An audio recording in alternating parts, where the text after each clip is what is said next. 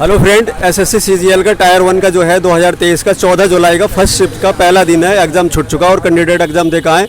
इनसे पूछते हैं कि पेपर का जो पैटर्न था वो प्रीवियस से मिलता जुलता था या थोड़ा डिफरेंट था, और कितने % अटेंडेंस थे, क्योंकि बरसात का मौसम था, दिल्ली एनसीआर में भी बाढ़ का मौसम है, यमुना में, तो काफ़ी आने जाने में सुविधा भी जो है बहुत कम है।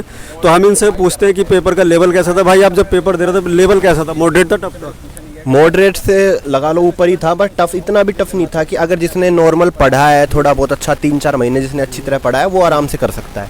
बट जो जीएस का सेक्शन था वो काफ़ी पुरानी जीएस पूछी हुई है। करंट से भी 2022 के तो क्वेश्चन थे ही थे, 2021 से भी थे, 2018 से भी थे, 2015 से भी क्वेश्चन आ रखे थे। अच्छा, करंट अफेयर के कितने क्वेश्चन आ रहे हैं? करंट अफेयर से 6 से 7 आपका रेशो है कि 25 में से 6 और 7 क्वेश्चन आपके करंट से आ रहे हैं। अच्छा, तो करंट अफेयर जो पुरस्कारों से पद्म पुरस्कार, भारत रत्न या पद्म श्री पुरस्कार सबसे आ रहे हैं। सबसे हाँ, आपको पुरस्कार में नोबेल प्राइज से आ रहे हैं क्वेश्चन। नोबेल प्राइज से भी आए, नोबेल पुरस्कार से। तो नोबेल में कौन सा पूछा, शांति का या चिकित्सा का, किसका पूछा? ये नहीं पता किसका था, बट 1901 का पूछ रखा था। किससे आर्ट एंड कल्चर कौन सा था पता नहीं, 1901 में किसको मिला था। सबसे पहले जब स्टार्ट हुई थी, जब किसको मिला जबकि था, हाँ उसका था। उनके। अच्छा, इधर बात करें जैसे अभी बहुत सारी योजनाएं केंद्र सरकार द्वारा चलाई जा रही है, उससे रिलेटेड अभी तक कोई क्वेश्चन देखने को नहीं मिला। अच्छा, बट इकोनॉमिक्स से क्वेश्चन थे, जैसे बजट से क्वेश्चन थे, फिस्कल डेफिसिट वगैरह, डेप्रिसिएशन किसे कहते हैं, ये सब थे। अच्छा, बजट से क्वेश्चन आए रखे थे। तो ये करंट के ही थे, बजट के करंट बजट 2023 वाले बजट जो आया उसमें से थे। अच्छा, उसमें से कितने? 2 थे, एक था? एक क्वेश्चन था। अच्छा, तो उसकी बात करें ज्योग्राफी की, उसमें जैसे ज्योग्राफी से कोई क्वेश्चन नहीं था। जैसे सिंधु घाटी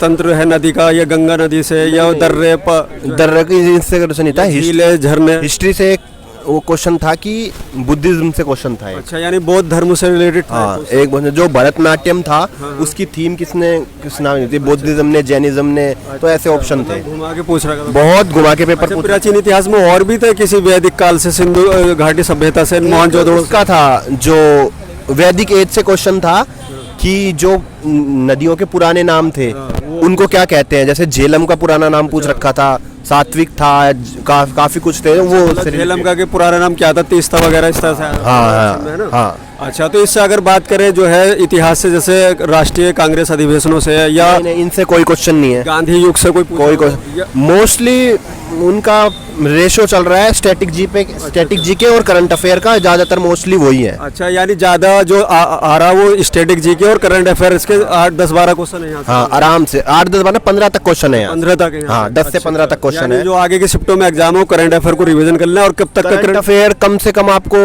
2 से 2.5 साल के पढ़ने पड़ेंगे। पुराना भी पूछ, पुराना भी 2022-21 तक का भी पूछ रहा है। अच्छा, अब बात करें पॉलिटी से, संविधान से, अनुच्छेद वगैरह। पॉलिटी से एक क्वेश्चन आया था कि सिटीजनशिप जो है पार्ट, वो नागरिकता से वो कौन से आर्टिकल के बीच में है। 5 से 11 से आर्टिकल के बीच में, यानी आर्टिकल पूछ लिया कि नागरिकता के कौन सा आर्टिकल के बीच में, कहाँ से कहाँ तक है। अच्छा, और इसमें संविधान में कोई अमेंडमेंट पूछा या नियुक्ति वगैरह? नहीं, और कुछ नहीं था।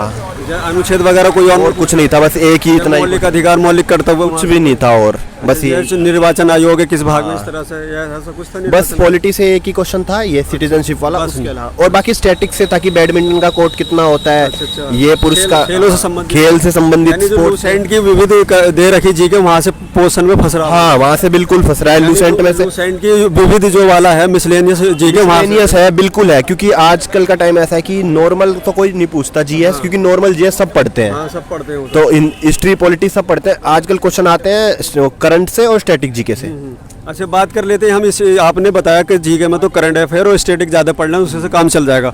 सबसे इंपॉर्टेंट है इसमें रीजनिंग है, मैथ है, इंग्लिश है। तो रीजनिंग में वो बता दीजिए कौन कौन से टॉपिक ज़्यादा? रीजनिंग में आपको सीरीज के क्वेश्चन देखने के लिए ज़्यादा मिलेंगे। नंबर सीरीज वगैरह, क्लासिफिकेशन वगैरह, ये सब।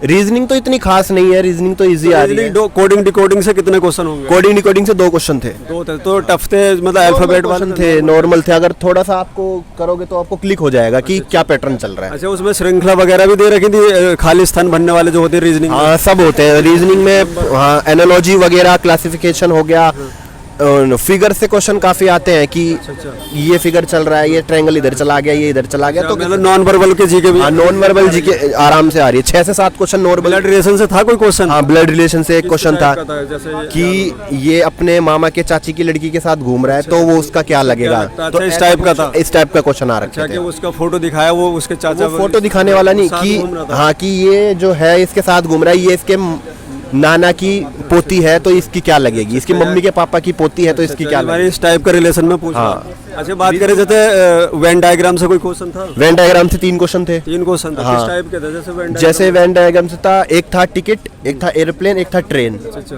तो इनको बताना था वेन डायग्राम से कि इनका सर्कल बनाना था कि ये किससे रिलेटेड है। हाँ, अलग अलग थे उसका। हाँ। अच्छा, इसमें बात करें डाइस से था कोई पासा वगैरह? डाइस से 4 क्वेश्चन आए थे। डाइस से 4 थे, तो वो ज्यादा टफ थे या आसानी थे? बिल्कुल नॉर्मल थे, जिनने पढ़ा होगा कि इसके अपोजिट क्या होता है, नॉर्मल से ज्यादा। कितनी डाइस से? 3 डाइस थे, 4 डाइस? 3 डाइस थी। 3 डाइस थी। डाइस से 3-4 क्वेश्चन में 2 डाइस थे, 2 क्वेश्चन में 3 डाइस थे। 4 क्वेश्चन थे। 4 क्वेश्चन थे। अच्छा, तो रीजनिंग के बस ये 6-7 टॉपिक ही ज्यादा आ रहा है। रीजनिंग के, हाँ रीजनिंग इजी आ रही है। रीजनिंग अगर आप बन पा रहा है रीजनिंग में 25 में से मेरे 24 बन पा रहे हैं। 24 बन गए। अच्छा, बात करें मैथ के कौन कौन से ज्यादा चैप्टर आ रहे हैं? मैथ के टाइम एंड वर्क से काफी क्वेश्चन पूछ रहा है। 3 क्वेश्चन थे टाइम एंड। अच्छा, टाइम एंड वर्क से 3-4 क्वेश्चन थे। हाँ जी। और समय का मतलब और प्रॉफिट लॉस से थे? प्रॉफिट लॉस से एक भी क्वेश्चन नहीं था। CISI वाला चैप्टर? डाटा इंटरप्रिटेशन आ रहा था, बार ग्राफ वाले क्वेश्चन ज्यादा थे। बार ग्राफ वाले थे? हाँ जी। अच्छा, उसमें प्रॉफिट लॉस से था कोई? प्रॉफिट लॉस से कोई क्वेश्चन नहीं। अच्छा, ट्रेन के चैप्टर से? चैप्टर से 3 क्वेश्चन थे। ट्रेन के चैप्टर से उसे स्पीड पूछ रही थी, क्या था? ट्रेन के नॉर्मल थे, ज्यादा मुश्किल नहीं थे। अगर आपने थोड़ा बहुत पढ़ा है, उस चीज से रिलेटेड आपको चीजें पता है तो आप कर लोगे। अच्छा, वो नावधारा से चैप्टर था? बोर्ड एंड स्ट्रीम से कोई क्वेश्चन नहीं। नंबर सिस्टम से? नंबर सिस्टम से 2 क्वेश्चन थे कि कैलकुलेटिव थे। उनसे पूछ रखा था कि अगर इसकी पावर इतनी है तो इसको किस में हम डिवाइड करेंगे कि डिवाइड पूरा डिवाइड हो जाए। काफी ऐसे क्वेश्चन थे। तो इसमें एडवांस मैथ के कितने क्वेश्चन होंगे? जैसे ट्रिग्नोमेट्री है, 2 से 10 क्वेश्चन थे एडवांस। एडवांस के भी? तो कुछ किस लेवल के थे? स्टैंडर्ड क्या था उनका? मॉडरेट थे।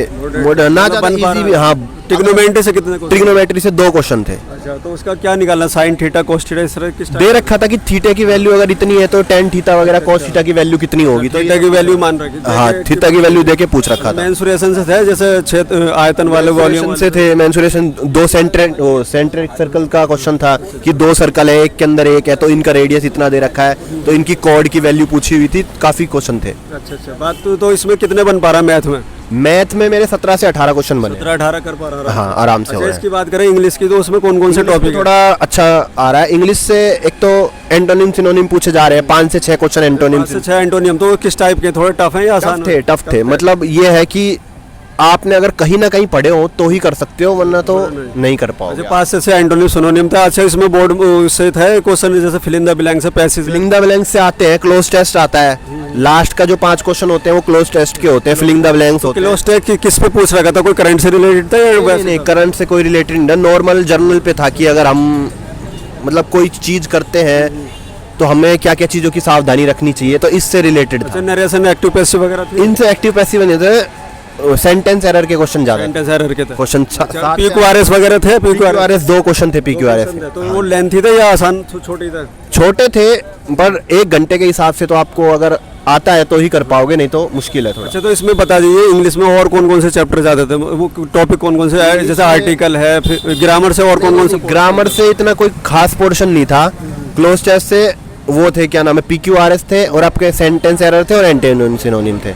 उसके अलावा कुछ नहीं। नरेशन, एक्टिव पैसिव वही कुछ नहीं आया इस बार, नहीं आया। कितने अटेम्प्ट हो पाया आपसे इंग्लिश में? इंग्लिश में मैंने किए हैं 16 से 17 अटेम्प्ट हुए हैं। अच्छा, तो ओवरऑल 100 में से आपने कितने अटेम्प्ट कर दिए होंगे? 80। एक्यूरेसी कितनी होगी? एक्यूरेसी कम से कम 70-80 तो होगी। 70-80? हाँ जी। चलिए, जो इसका जो है आपने मॉक टेस्ट वगैरह ऑनलाइन लगाए थे, ऑफलाइन लगाए थे? हाँ, ऑनलाइन लगाता हूँ मैं। सेल्फ कहाँ से लगाए थे? टेक्स्ट बुक से लगाता हूँ मैं। कोई बेनिफिट भी इसमें दिखाई दिया? हाँ, बिल्कुल बेनिफिट दिखाई दिया। जो आपको पढ़े हुए क्वेश्चन है, कैसे रिपीटेड क्वेश्चन भी बहुत होते हैं। SSC रिपीट करता है क्वेश्चन, तो कुछ क्वेश्चन भी रिपीट भी आ रहा था। हाँ, कुछ आपने इंग्लिश के लिए कोई बुक फॉलो करी थी क्योंकि उससे आपको यहाँ बेनिफिट? नहीं, इंग्लिश के लिए मैं कोई बुक फॉलो नहीं करता, बट बुक तो वैसे नॉर्मल मैं इंग्लिश जयदीप सर से पढ़ा हूँ, जो कैरियर से पढ़ाते हैं, तो उनकी बुक है, मुखर्जी नगर वाले, उनकी बुक है कंप्लीट वोकैब की। उसमें से आप पढ़ोगे तो आपको एंटोनिम सिनोनिम में कोई दिक्कत नहीं, बेनिफिट मिला। बेनिफिट बिल्कुल। उनकी प्रैक्टिस बुक भी है, उससे प्रैक्टिस करोगे तो आपको बहुत फायदा मिलेगा। अच्छा, तो आज पहला ही दिन था, पहली शिफ्ट थी। आने वाले कैंडिडेट को, एस्पिरेंट को क्या टिप्स देना चाहेंगे कि भाई वहाँ से जो है इंग्लिश के टॉपिक है उस बुक से पढ़ लो? हिंदी तो ओवरऑल देना चाहूँगा कि एक तो स्टैटिक पे ज़्यादा ध्यान दें। स्टैटिक जी के जो ये बुक्स एंड ऑथर्स हो गई, डांस फॉर्म से क्वेश्चन आ रहे हैं, फेस्टिवल से क्वेश्चन आ रहे हैं। हाँ, सितार से रिलेटेड क्वेश्चन आया था कि विलायत खान जो है वो कौन से उससे है। तो मैं यही बोलना चाहूँगा, स्टैटिक जी के ज़्यादा पढ़े, और करंट अफेयर लास्ट के 2-3 साल तक की पढ़नी जरूरी है, क्योंकि पूछ रहा है। मॉक टेस्ट वगैरह बिल्कुल लगाना है, प्रैक्टिस सेट वगैरह जितना हो सके उतना पढ़ते रहे और करंट अफेयर पे ज़्यादा ध्यान दें। चलिए फ्रेंड, आपको जो है हमारी तरफ से इन भैया को जो है बेस्ट ऑफ लक। और आप जो है ये जो भैया ने बताया, रिव्यू दिया, बहुत अच्छा दिया है। आप जो है इसको फॉलो करें, आगे की शिफ्टों में जो है देखते हैं। अब हम सेकंड शिफ्ट में मिलेंगे। चलिए देखने के लिए बहुत बहुत धन्यवाद, बेस्ट ऑफ लक।